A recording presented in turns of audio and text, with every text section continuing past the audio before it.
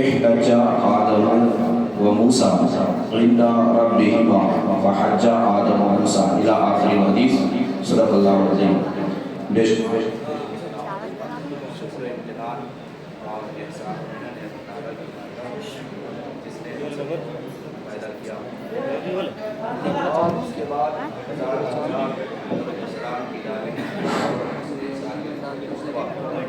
محمد المصطفى صلی اللہ علیہ وسلم کی بارگاہ میں جی لگا کر درود شریف پڑھیے صلی اللہ علیہ وسلم. سلام و سلام علیک یا رسول اللہ صلی اللہ علیہ وسلم. کبھی تو سلیڈی والے بڑا جذبہ دکھا رہے تھے جبکہ دین کا اصل کام تعلیم کے ذریعے ہوتا ہے.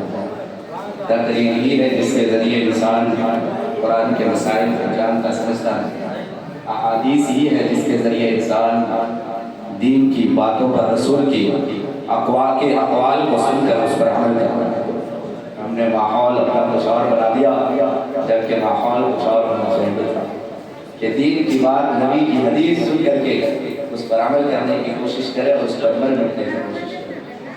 ابھی آپ کے سامنے جس کے بارے میں امام بخاری نے کہا کونوا ربانیین، یعنی علماء ربانیین کے سامنے تھا. انہی علماء ربانیین میں سے ایک عالم ربانی حضرت علامہ مولانا مفتی عالم نوری صاحب قبلہ آپ کے سامنے جلوہ میں. میں اس سے کچھ گفتگو کرنے سے پہلے ایک مسئلہ آپ کو بتا دوں. حضرت کی موجودگی میں آتے آتے کسی نے پوچھ لیا کہ بچی جو ہے وہ بچی تھی یعنی نابالغہ تھی، انتقال کرے اس کے لیے اصالہ ثواب کی کیا ضرورت ہے؟ اس کو اصالہ ثواب کی ضرورت نہیں. جبکہ یہ سوچ، یہ خیال، یہ وہم غلط ہے. اصالہ ثواب خواہ گنہگار ہو یا اپنے گنہگار ہے، ہر ایک کو کیا جا سکتا ہے، ہر ایک کو کرنا جائز اور درست ہے. اگر گنہگار ہے تو اس کی مغفرت ہوگی، اللہ اصالہ ثواب کے صدقے اس کے گناہوں کو معاف فرما دے گا، مٹا دے گا. لیکن اگر وہ غیر گنہگار ہے، معصوم ہے، تو اللہ ان قرآنی آیات کے صدقے ان کے درجات کو بلند کرے گا. درجات کو کیا کرے گا؟ بلند فرمائے گا. ابھی ہم جب اصالہ ثواب کرتے ہیں تو سب سے پہلے کیا کہتے ہیں؟ جملہ تسبیح و تحلیل ذکر و اذکار کا ثواب نبی کی روح پہ کرتے ہیں. کیا نبی معصوم نہیں؟ آپ کو معلوم نہیں انبیاء معصوم ہوتے ہیں، پھر نبی کی بارگاہ میں اصالہ ثواب کیوں کیا جاتا ہے؟ ان کے مراتب علیٰ کے، ان کے درجات، اور ہمارے اصالہ ثواب کے محتاج نبی ہرگز نہیں ہے. ہم اصال کر کے فائز پاتے ہیں، ہم نبی کی جو ہے روح پہ اصال کر کے اپنے آپ کو مقرر و مشرف کرتے ہیں. جی لگا کے درود پاک پڑھیے صلی اللہ علیہ وسلم. صلی علیہ وسلم وسلام علیہ رسول اللہ صلی اللہ علیہ وسلم. یہ ان کی محبت ہے کہ حافظ صاحب اس کی دعوت پر یہ علماء کی پوری جمع غفیر، پوری جماعت آپ کی پیارے محبت میں تشریف لے آئی ہے. اور میں جو ہے دعا کرتا ہوں مولا تعالیٰ ان کی بچی اور ان کے دادا دادی کو جنت الفردوس میں اعلیٰ سے اعلیٰ مقام عطا فرمائے. میں نے آپ کے سامنے قرآن کی ایک آیت اور ایک حدیث پڑھنے کا شرف حاصل کیا، جبکہ وقت میں اتنی گنجائش نہیں تو اس پر گفتگو کی جا سکے گا، کیونکہ وقت بڑی مختصر ہے. اور دو عقلی شخصیت آپ کے سامنے موجود ہیں. حضرت علامہ مولانا خطیب الہند نسیم صاحب قبلہ میں تشریف فرما ہے. ان کی بھی جو ہے خطابت، ان کی تقریر آپ سماعت کریں گے. حضرات، یہ موت ہر ایک کو آنی ہے، اور جب موت آتی ہے تو اس میں سختی بہت ہوتی ہے. قرآن نے کہا وجاءت سکرۃ الموت بالحق، اور آئی موت کی سختی حق کے ساتھ، اور آئی موت کی سختی حق کے ساتھ. ذالک ما ذوق منہ تحقیر، یہ ہے جسے تم بھاگتا تھا، جسے تم کیا کرتا تھا؟ بھاگتا تھا. تحقیر اے تذہب، جسے تم بھاگتا تھا، چلا جاتا تھا.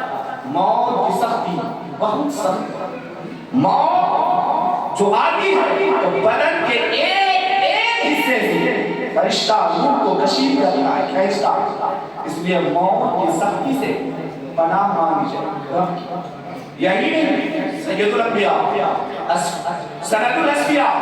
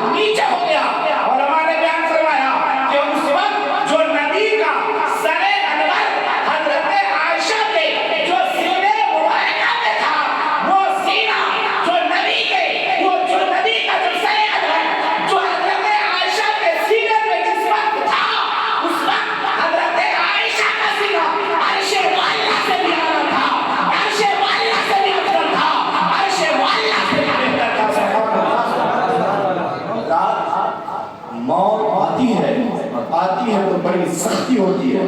کتابوں میں یہ بات آئی ہے کہ کانٹے دار چیز کو جسم کے اندر گھسیٹ دیا جائے اور اس کو جتنے پیٹ میں جو اگڑیاں ہیں وہ جہاں کانٹا لگ جائے اور اس کے بعد اسے کھینچا جائے تو جو جو اگڑیاں اس میں لگ گئی وہ سب کے سب کھینچنے کے بعد باہر آ جائے اس سے کہیں زیادہ سختی موت کے وقت ہوتی ہے. اس لیے اے میرے بھائی موت کی سختی سے آپ اللہ کی پناہ مانگیے, رب تعالیٰ کی پناہ مانگیے. لیکن یہی ایک نقطہ میں آپ کو بتاؤں, محرم کا مہینہ چل رہا ہے نا, ایک نقطہ میں بتاؤں, یہ محرم کا مہینہ میں جب شہید ہوا تو جب شہید ہوتا ہے شہید تو اس سے کتنی تکلیف ہوتی ہے. حضرت ابو ہریرہ سے نبی پاک صلی اللہ علیہ وسلم ارشاد فرماتے ہیں کہ جب شہید ہوتا ہے تو اس وقت اس سے اتنی تکلیف ہوتی ہے جتنی کہ صرف ایک چوٹی کے کاٹنے سے آپ غور کریں گے, ناک کاٹی جا رہی ہے, ناک کان کاٹا جا رہا ہے, آنکھیں نکالی جا رہی ہے, ہاتھ کاٹا جا رہا ہے اور اس کے جسم کے اور حصے کو زخموں سے چھلنی کیا جا رہا ہے, پھر انسان کو تکلیف کیوں نہیں ہوتا, درد و کرب میں مبتلا کیوں نہیں ہوتا, مصیبتیں کیوں نہیں ہوتی, انسان آہو فغان کیوں نہیں کرتا, گریہ بجاری کیوں نہیں کرتا؟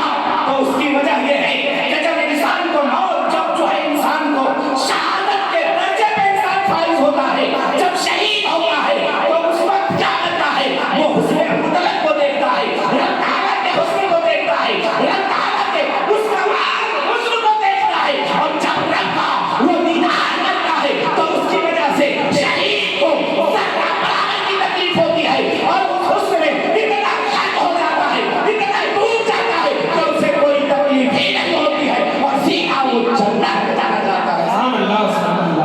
سیدھا جنت میں چلا جاتا ہے. ہمارا اور آپ جب ہم انتقال کریں گے تو قبر کا سوال ہوگا, نکیریں آئیں گے, سوالات قبر ہوں گے, پھر حشر ہوگا, حشر و نشر کے بعد فیصلہ ہوگا تو جنت میں جائیں گے.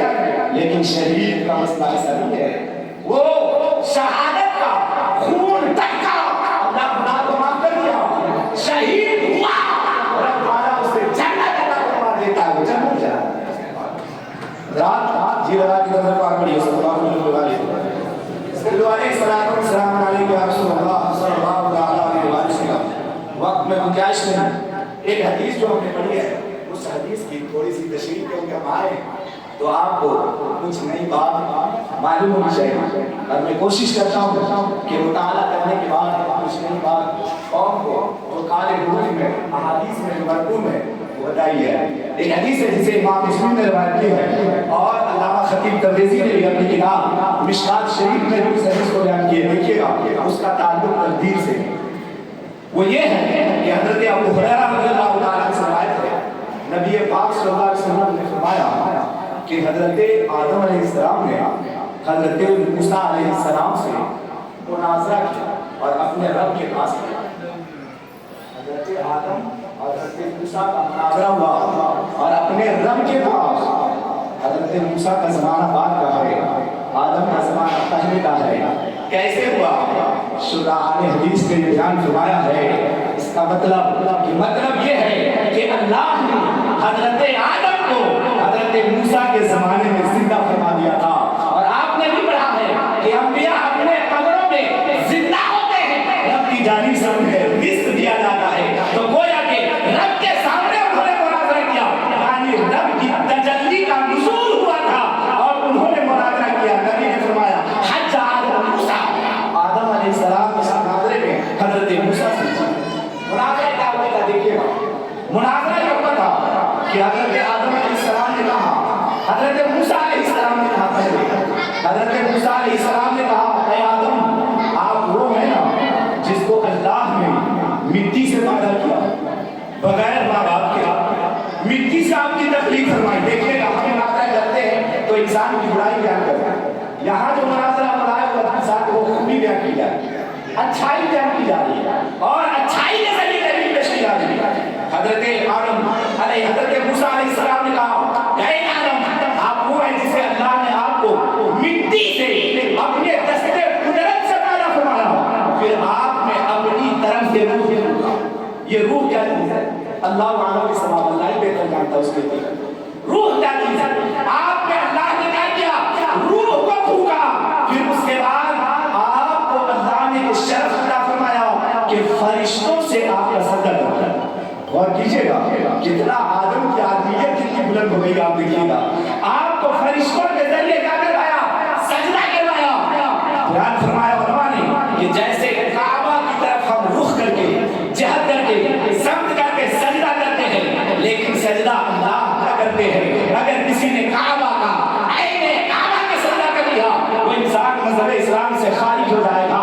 کعبہ کا سجدہ جائز نہیں ہے، اور صرف کعبہ ہمارا ایک استقبال ہے، ایک رخ ہے، ایک سمت ہے۔ ہم سجدہ اللہ کا کرتے ہیں، رب کا سجدہ کرتے ہیں۔ ٹھیک اسی طرح سے اس وقت حضرت آدم کو کعبہ کی طرح کر دیا گیا اور تمام فرشتوں نے سجدہ اللہ کا کیا ہے، یا مان لیا جائے حضرت آدم ہی کا سجدہ کیا، لیکن یہ سجدہ تعظیمی ہے۔ مقصد یہ ہے کہ اے آدم، اللہ نے آپ کو مکرم بنایا، آپ کو مشرف بنایا، آپ کو عظیم بنایا، پھر اللہ نے آپ کو کہا کہ اس شجرہ ممنوعہ سے نہ کھائیے، اس درخت سے نہ کھائیے گا، لیکن آپ نے اللہ کی بات نہ مانی، آپ نے اللہ کی بات نہ مانی، اور آپ نے کیا کیا؟ اس ممنوعہ درخت سے کھا لیا، جس کے پاداش میں اللہ نے آپ کو دنیا میں بھیج دیا اور بھیجا تو آپ کی پوری ذریت، پوری اولاد، پورا خاندان سب کے سب کو جانا پڑا، اور جانے کے بعد یہ پوری انسانیت بنی نوع انسان کفر و شرک میں مبتلا ہو گئی، لوگ آپس میں جو ہے شر و فساد کرنے لگے، مصیبتوں میں مبتلا ہو گئے، امراض میں مبتلا ہو گئے، کھانے پینے کی ضرورت پیش آ گئی، انسانی ضرورت میں پیش آ گئی۔ اے آدم، اگر آپ اس درخت کو کھائے نہ ہوتے آپ اس جنت سے نکل کرتے، کیونکہ سب سے بہتر ٹھکانہ جنت ہے، سب سے اچھا مقام جنت ہے، سب سے بہتر گھر جنت ہے، اس سے بہتر کوئی گھر نہیں ہے۔ آپ کی سبب تمام لوگوں کو دنیا میں جانا۔ اور کیجئے گا حضرت آدم علیہ السلام نے دلائل کے ذریعے بات کی، حضرت موسیٰ علیہ السلام نے دلائل کے ذریعے بات کی، ظاہر بات کی، حضرت آدم علیہ السلام نے حقیقت کے ذریعے بات کی، اور فرمایا اے موسیٰ علیہ السلام، آپ وہ ہیں کہ اللہ نے آپ کو نبوت سے سرفراز فرمایا، رسالت سے سرفراز فرمایا، آپ وہ ہیں جسے اللہ نے اپنے سے ہم کلامی کا شرط حاصل کیا۔ صبح قیامت سے لے کر اب تک بلا واسطہ کسی نے اللہ سے کلام نہ کیا، اللہ سے گفتگو نہ کی، اللہ سے بات نہ کی۔ یہ حضرت موسیٰ کی ذات ہے جس نے بلا واسطہ اللہ سے کلام کیا۔ ایک نقطہ بتانا چاہتا ہوں یہاں پہ، حضرت موسیٰ نے اللہ سے بلا واسطہ بوہے دور پر کلام تو کیا، لیکن غور کیجئے گا اللہ نے ہمارے نبی کو اس سے بڑا معجزہ عطا فرمایا۔ جب معراج کی رات میں بلایا تو اللہ تعالیٰ کو ہمارے نبی نے اپنے ان دو نینوں سے، اپنی آنکھ سے، نبی نے، ہمارے نبی نے سند الاسفیاء، اشرف الانبیاء میں اللہ کا دیدار کیا، نبی اللہ سے باتیں کی۔ نبی نے بیان فرمایا صرف ایک ہاتھ کا فاصلہ، صرف ایک ہاتھ کا فاصلہ، اللہ نے اپنا دست قدرت میرے پشت پہ